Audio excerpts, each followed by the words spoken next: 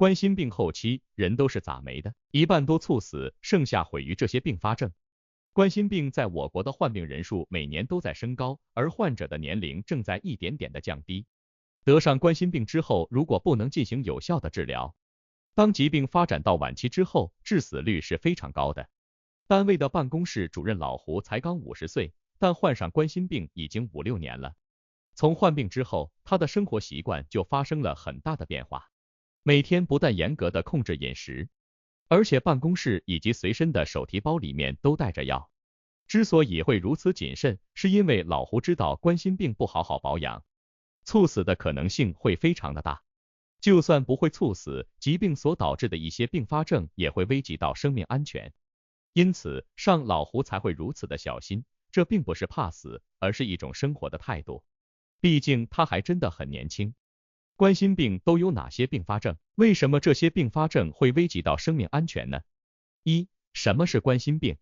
在进入人体心脏的地方有一条非常重要的动脉血管，这条血管按照形状被命名为冠状动脉。当血脂和血糖升高，导致冠状动脉中的血液粥样硬化的情况出现，就会引发心脏病。这种心脏病就被称为冠状动脉粥样硬化性心脏病，简称冠心病。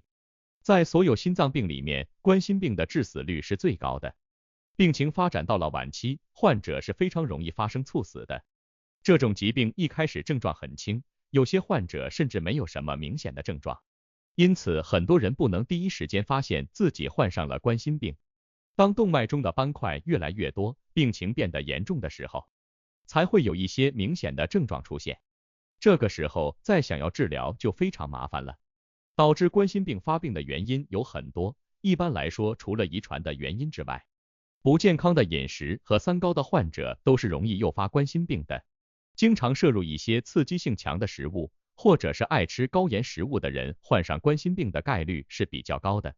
研究发现，经常抽烟的人是特别容易患上冠心病的，尤其是二手烟对冠心病的诱发非常的明显。高血压、高血脂、高血糖的情况都会加速动脉中斑块的形成，因此上有这些疾病的患者也是冠心病的高发人群。如果本身的饮食就不是很健康，而且还有抽烟的习惯，那么当出现胸口发闷、头晕、气短等一些不良反应的时候，就要格外注意了。机体的这些反应很可能就是患上冠心病的征兆。随着疾病的慢慢发展，患者还会出现心绞痛、心律失常以及心力衰竭的情况。当这些情况出现的时候，就说明疾病已经非常严重，要赶紧去治疗了，不然随时都可能发生危险。尤其是上了年纪的人，一定要时刻警惕冠心病的出现。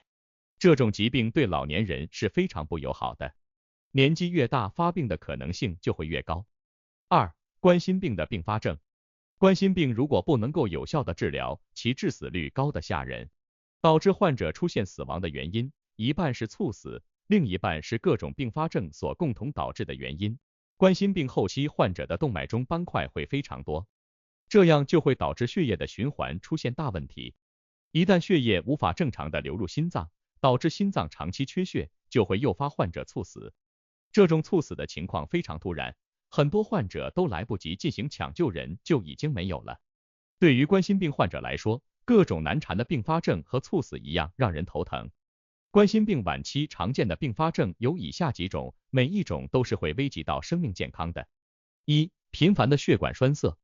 冠心病本来就是因为血液粘稠导致血管内壁出现了斑块所导致的。随着病情的发展，不断会有新的斑块出现，一些陈旧的斑块也可能出现脱落，而这些脱落的斑块就会在血管中形成栓塞，从而危及到生命。很多冠心病的患者到了后期的时候，要经常服用一些溶栓的药物，这都是为了减少血管栓塞不得不做的一种预防。二、心律失常。当出现了冠心病之后，心脏的供血功能肯定就不足了，心脏长期缺血就会导致其组织出现一些严重的损伤，这些损伤会让心脏的生物电活动紊乱，从而引起严重的心律失常。心律失常是很危险的，当心跳速率过慢的时候，就会引发脑供血不足，从而出现脑梗和脑死亡的情况。心跳速率过快的时候，也是会引起一些严重后果的，室颤、猝死都有可能发生。心律失常的情况一般和心力衰竭的情况是一起发生的。3. 心肌梗死。心肌梗死是冠心病比较常见的一种并发症。当患者出现了这种并发症之后，也是比较危险的。心肌梗死出现之后，会伴随很多的炎症，这些炎症会引起患者发烧、心脏绞痛以及胸口放射性疼痛，严重影响患者的日常生活。4. 心室壁瘤。心室壁瘤是在心脏里面形成无法收缩的纤维瘢痕区，这也是冠心病一种常见的并发症，多一半是由心肌梗死所引起的。这种疾病基本都发生在左心室，一旦患者出现了心室壁瘤的情况，就会出现心脏功能不全、严重的心律失常以及引发动脉栓塞。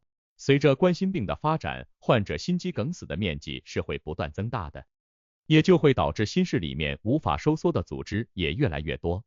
这个时候如果不积极干预治疗的话，患者慢慢就会因为心力衰竭而死亡。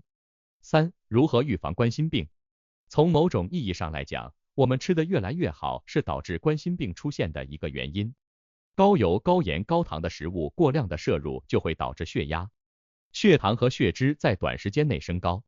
这些物质进入到血管里面之后，会造成血液越来越粘稠，慢慢还会让动脉出现斑块。这种情况会加速冠心病的出现，如果饮食习惯长期得不到改善，冠心病肯定是会降临到患者身上的。所以想要预防冠心病，就必须要在下面的几个多多注意。1. 严格控制饮食。有家族心脏遗传病的人，或者是上了年纪的人群，一日3餐一定要格外的注意，饮食一定要清淡，盐分的摄入要尽可能的少，不然会加重血管的压力，让高血压的症状进一步恶化。除了要控制盐分之外，高糖高油的食物也是要尽可能少吃的。摄入盐分影响的是血管，摄入高糖和高脂的食物形象的则是血液。所以想要让冠心病远离自己，饮食观一定要守住，管得住嘴才能躲得开疾病。需要格外注意的一点是，便秘对冠心病的影响非常大，所以患者日常的饮食一定要多吃富含粗纤维的食物，一定要注意大便的通畅。2. 运动方法要注意。我们常说想要身体健康，必须管得住嘴，迈得开腿。但对于心脏不健康的人来说，运动的方式很重要，一定要选对。如果运动的方式不正确，不但不会对身体健康有帮助，可能还会导致病情更加严重。心脏病患者运动要选择柔和适量的动作，千万不能进行一些剧烈的运动，不然可能就会让心脏的负担快速的升高，从而引起一些比较不好的后果。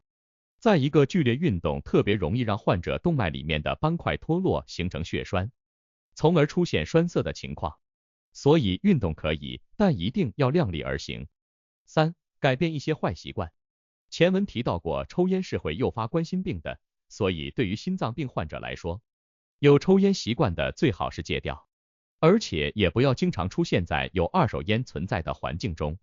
二手烟对于冠心病的诱发也是很明显的。